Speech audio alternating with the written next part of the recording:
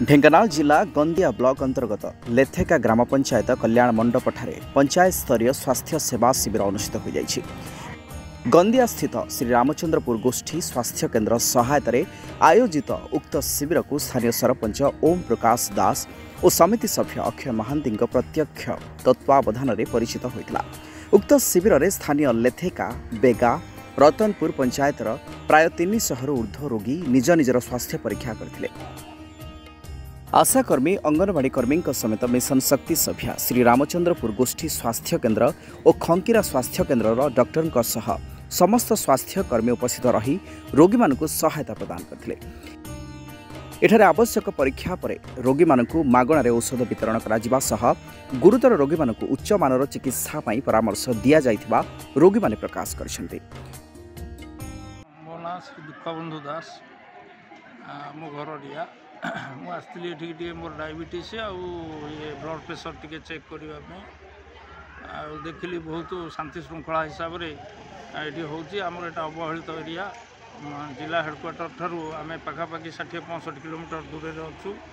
आठी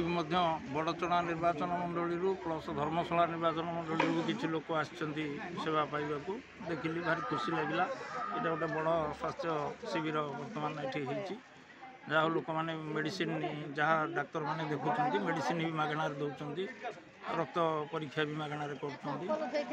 लोक मैंने उपकृत होती देखिए बहुत खुशी लगे। स्वास्थ्य विभाग एहीपरि कार्यक्रम अनेक गरीब और वरिष्ठ नागरिक माने उपकृत हेउथबारु सरपंचक समेत पंचायतवासी उक्त शिविर को प्रशंसा करथिबा बेले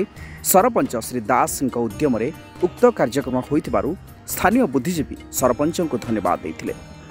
ग्रामांचल में अनेक रोगी कौनसी ना कौनसी कारणरू चिकित्सालय जाउथिबा बेले एहीपरि शिविर को आसुथिबारु एहीभଳି शिविरर आवश्यकता रही डाक्तर समेत बुद्धिजीवी माने मत व्यक्त करिसेंति।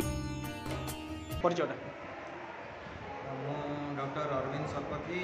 सीएससी श्री रामचंद्रपुर सीएससी सर श्री रामचंद्र गोष्ठी स्वास्थ्य केन्द्र पर एठी गोटे स्वास्थ्य सेवा शिविर चलथिला कोन कहबे ता ऊपर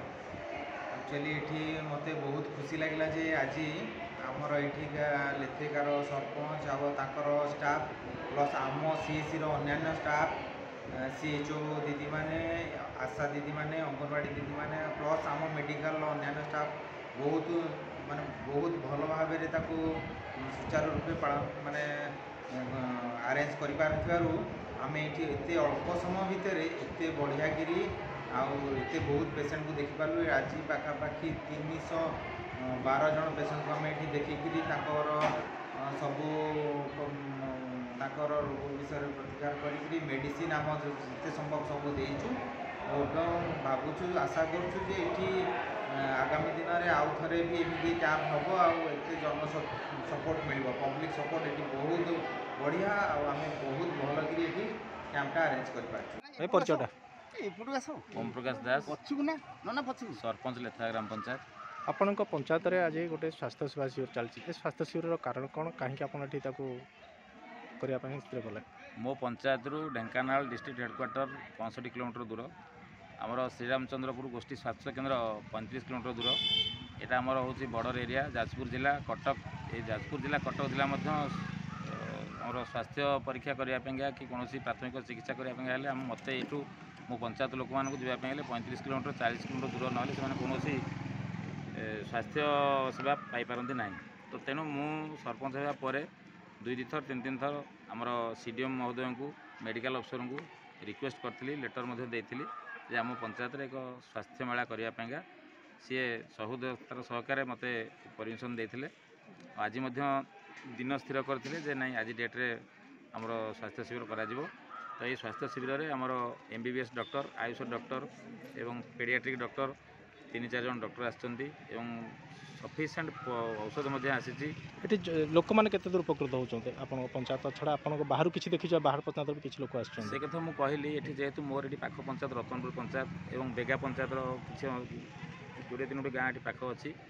तो एंटायर लेथा पंचायत रतनपुर पंचायत बेगार बड़ पोखरिया 5 केन्दु ये सब गाँव लोक समस्त जाजपुर जिलार किसी लोक भी ब्यूरो रिपोर्ट संभव टीवी ओडिया।